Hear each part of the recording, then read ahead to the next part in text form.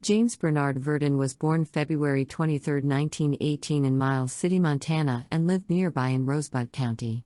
He was the son of James Harris Verdin, a rancher, and Nellie Cameron Verdin. James Harris Verdin, the father, died in the early 1920s. The picture of the boy in the field is edited. The infant photograph is James and untouched. He gave this snapshot to the editors of his high school yearbook, and it appeared on page 58. By the 1930 census, Nellie had moved James and his sister Ann to Council Bluffs, Iowa, where Nellie had sisters. Council Bluffs was big with a population of 42,000, which was more than the entire southeast quadrant of the state of Montana. They first lived on 10th Avenue and then on Stutzman Street, about 2 blocks from the Broadway Methodist Church. In the 1940 census, there was an Ann Cameron and a Gertrude Cameron, both in their 30s, that also lived at that address. The author was able to find only a few Cambrons in Council Bluffs since the 1950s. There was a Marian Cameron who was a cheerleader, gym pageant member, and graduated from Abraham Lincoln High School in 1960, and a Bill Cameron who graduated from the same school in 1954 and was a football, basketball, baseball star and class VP.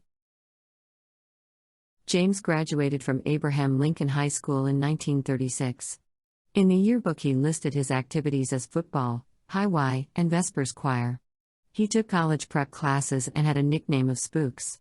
His motto, "He meets ill luck with plenty of pluck," would define him. During his school years, James went by his middle name, Bernard. For him, his father was the real James. Bernard, as we will call him until he goes off to college, got his nickname, Spooks, from the junior class play in which he had the male lead. He is standing in the top row second from the right, and Jerry Van Rensselaer playing Lorette, standing next to him, solve multiple murder mysteries in a haunted mansion while engaging in a romantic farce. Bernard played guard on the line. He lettered twice. He was a starter in his senior year and was written up as the bright spot in the line. Bernard was in Junior Reserve Officers Training Corps and High Y.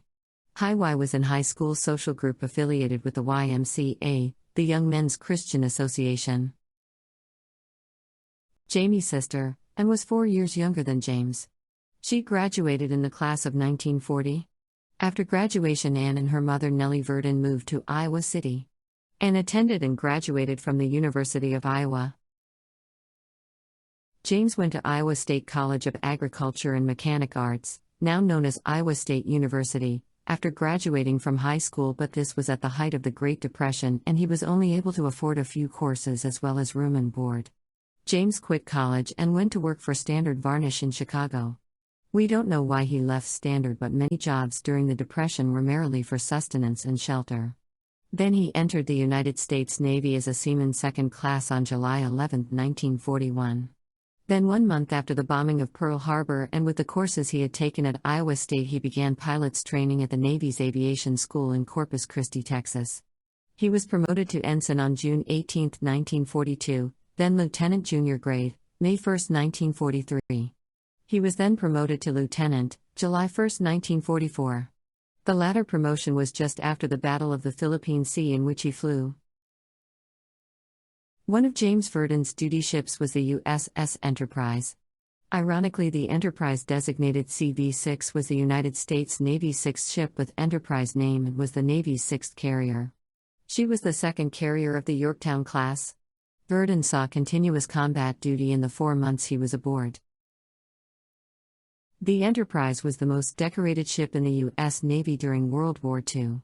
Of the 22 battle stars awarded in the Pacific theater of nearly 400 U.S. Navy ships, the Enterprise won 20 of them, and in addition the Presidential Citation and the Unit Citation.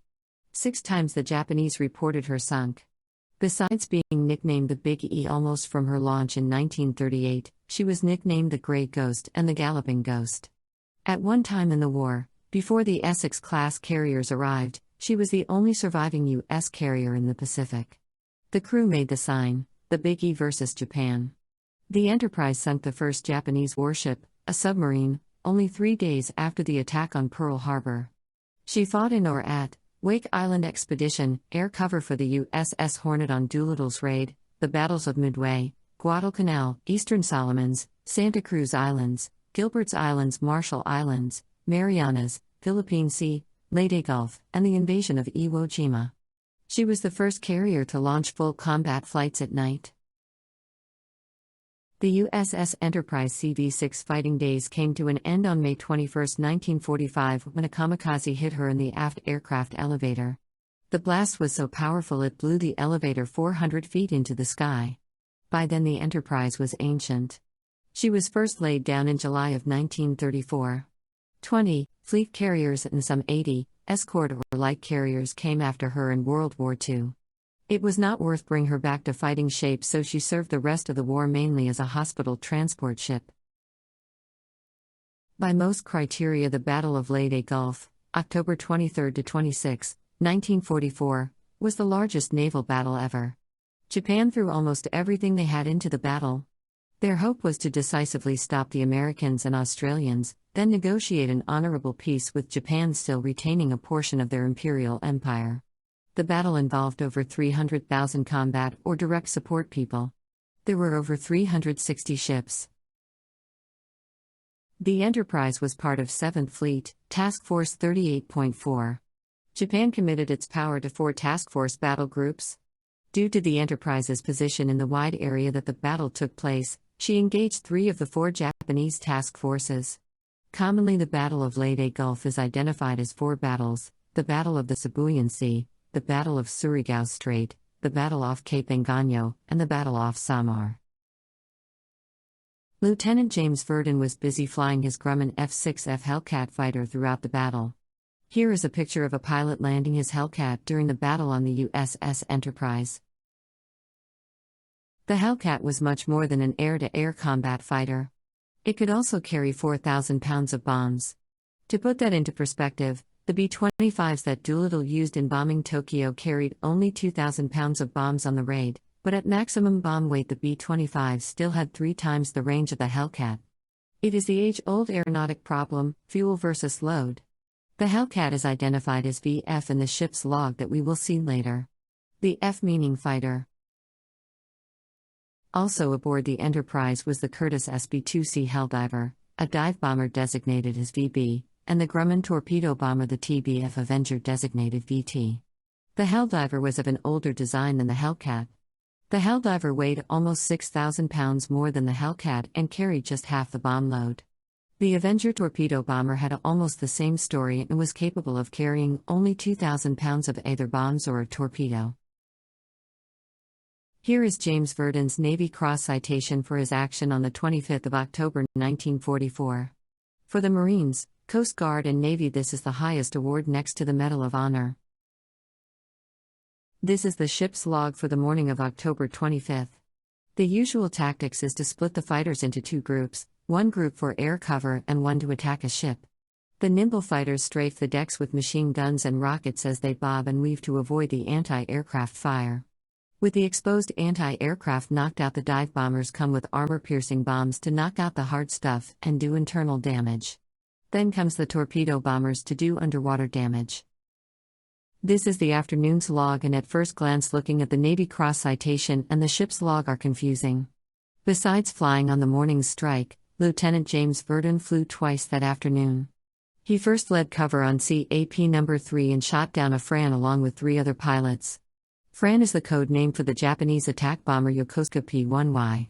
Then on Strike D, Verdin led a bombing attack that coincides with the citation. The question is, what were the Hellcat fighters doing on a bombing mission without dive bombers or torpedo bombers? Looking at the log on the 25th, all the dive bombers aboard would have been used in the morning or midday's Strike C. The Helldivers needed some level of maintenance, gas, and a load of bombs. Looking at the ammunition record, on the next entry, the torpedo bombers were out of torpedoes. The only planes fresh enough to fly were the Hellcats.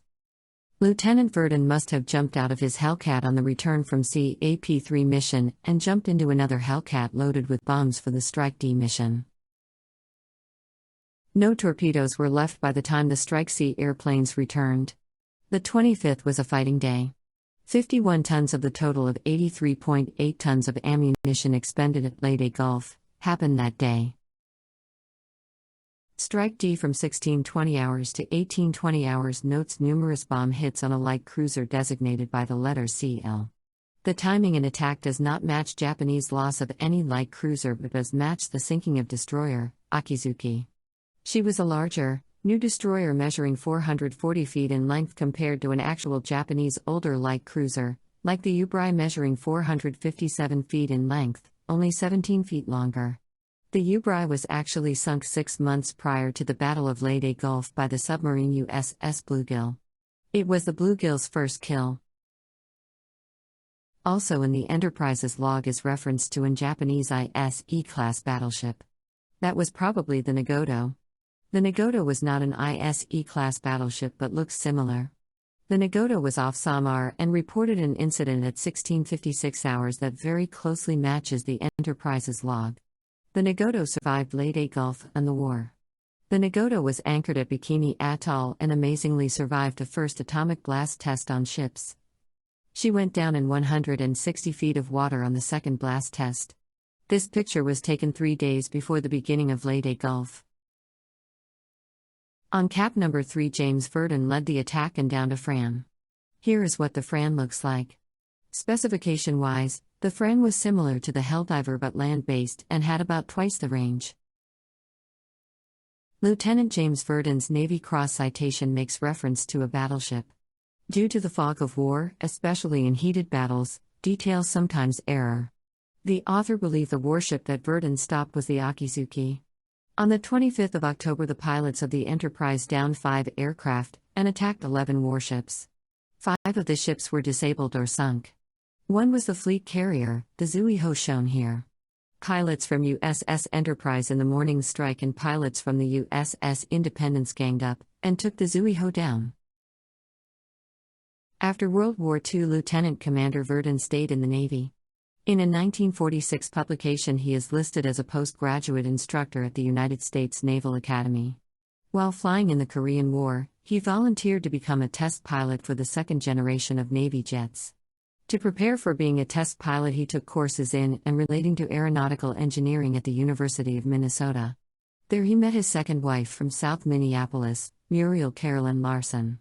Muriel was a graduate mechanical engineer of the class of 1948 at the University of Minnesota. Together they had 3 children, James, Cynthia, and Vivica. James, the pilot, was married before to Catherine Jane Marshner. James and Catherine were married in 1942 and had 1 daughter, Marcia. They were divorced in 1948. Verdin was one of the best multi-role combat pilots the Navy had and flew more than 100 combat missions during World War II and the Korean War. About the time James began his test pilot flying, he was promoted to lieutenant commander. Although officially stationed at Naval Air Station at Patuxent River in Maryland, James Verdin spent most of his time in Southern California, where he was close to the engineering staff of Douglas Aircraft Company in Santa Monica. Ed Heinemann was the chief engineer of the F4D Skyray. Later, Heinemann, working for General Dynamics as VP of Engineering, oversaw the development of the F-16 Fighting Falcon. Lieutenant Commander Verdin's job was to get the bugs out of the Douglas XF4D-1 Skyray and make it preform. The X in its name stands for experimental. It was a single-place, single-engine delta-winged fighter powered by a turbojet engine. It had retractable tricycle landing gear and was to operate off of the U.S. Navy's aircraft carriers as a high-altitude interceptor. The delta-wing design was the concept idea of Alexander Lippisch. In Germany, he developed the Messerschmitt MW163 Kome. After the war, he came to the United States and worked in the Aerodyne division of Collins Radio in Cedar Rapids, Iowa. Here is Alexander Lippisch in front of his vertical takeoff and landing wingless aircraft. On the right is the X-112, his ground effect aircraft. With a 28-horsepower drone engine, it began to float over the water at 36 miles per hour.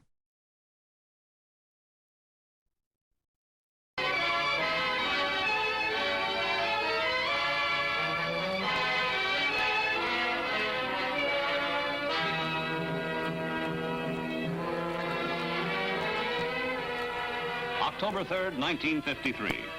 Over a desolate strip of sun-scorched desert near California's Salton Sea, a Navy jet interceptor, the Douglas F4D Skyray, adds a blazing episode to the saga of speed. The central figure is Lieutenant Commander James B. Verdin. Others are Douglas Aircraft Company engineers and representatives of the Fédération Aéronautique Internationale, the organization governing rules for world aircraft speed records. All through the night before, members of the ground crew labored to prepare this sleek, modified Delta wing jet for an assault on the speed record. It is early morning when they back the Skyray from a hangar at El Centro Naval Auxiliary Air Station. The speed runs must conform with the exacting international rules.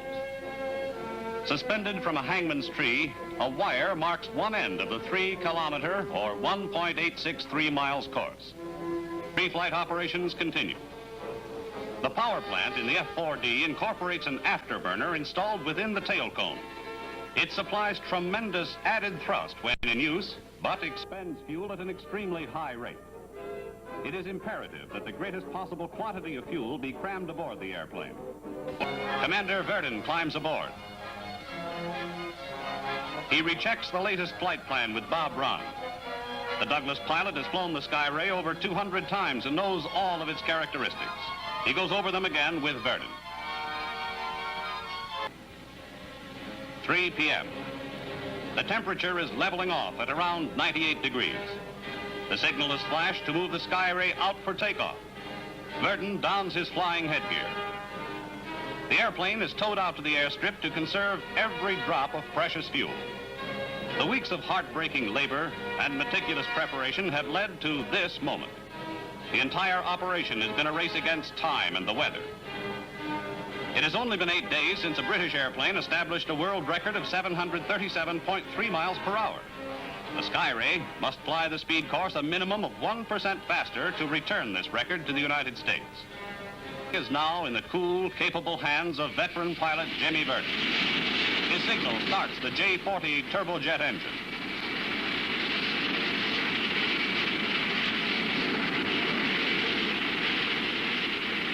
And the F4D taxis out for takeoff.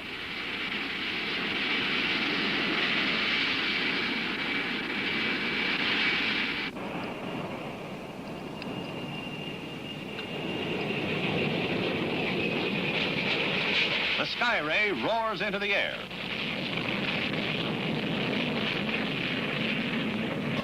The Skyray must make 4 passes over the 3-kilometer course. Technicians and observers await the first pass.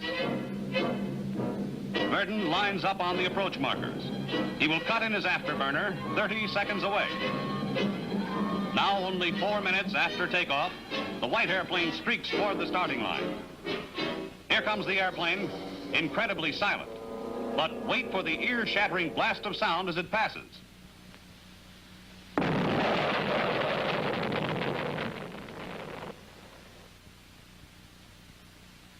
An official changes film holders on the timing camera. The airplane blazes back out of the north to make an even faster, lower pass.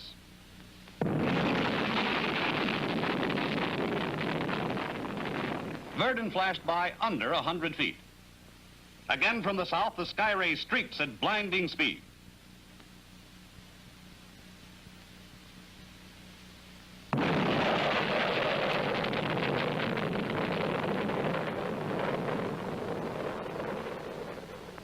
The timing camera tracks the approaching plane.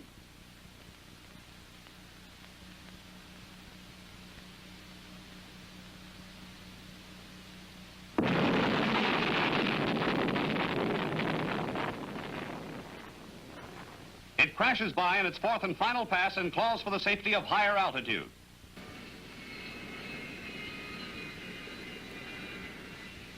The smiling pilot shows no trace of the ordeal he has experienced.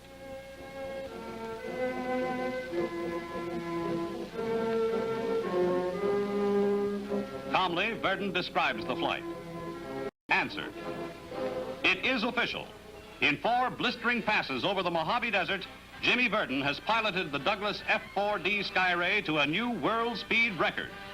His fastest pass, 761 miles per hour. His average speed, 753.4 miles per hour. The Navy has returned the record to the United States. First airplane designed for carrier operation to hold a world speed record, the Skyray's mission for today is accomplished. After breaking the speed record, James Verdin left the Navy after 13 years and went to work for Douglas Aircraft Company as a test pilot in June of 1954. We will never know the reason or reasons for leaving the Navy, but most likely it was a combination of better pay and a dead-end career in the Navy. James did not have a pedigree of graduating from Annapolis, although he had taught there. The closest he had come to officers' training was back at his high school in Council Bluffs, Iowa, where he had gone through Junior Reserve Officers Training Corps. James B. Verdin was a pure pilot and one of the best the Navy ever had. In addition to the Navy Cross, Lieutenant Commander Verdin was awarded the Distinguished Flying Cross with 1 gold star and the Air Medal with 5 gold stars. Before we get to the fateful day of Thursday, January 13, 1955, James Verdin is one of the fastest men in the world as detailed in Bart Van Dam's book. The author of this video has sent information and is corresponding with Mr. Van Dam on the next printing. The United States Navy named a minesweeper after James Verdin. It was 270 tons, 136 feet long with a beam of 24 feet 6 inches. The ship was active from 1944 to 1955. It was first known as YMS 471. On March 18, 1947 it became the USS Verdin. Also for the Navy, the Verdin was an advanced secure command and control communication network system in the 1950s, 60s and early 70s. Then on January 14 the death of James Verdin was sadly reported by NBC's Alex Dreyer, who was a friend of the lieutenant commander, and had even enjoyed a jet ride piloted by Verdin. Here is the YA4D1, number 137820. It is identical to number 137815 that James Verdin took out on January 13, 1955. Douglas had significantly modified the Skyray to become a light attack bomber. Note the air intakes are larger and higher, and it is no longer a true delta wing design. It has a tail with elevators. Its engine had been upgraded. Verdin encountered violent vibrations during a high-speed test at 30,000 feet over Victorville, California. He was forced to eject, but his parachute failed to open. He was killed. His body was found the following day. James Bernard Verdin was 36 years old. He is buried at Fort Rosecrans National Cemetery, San Diego, California.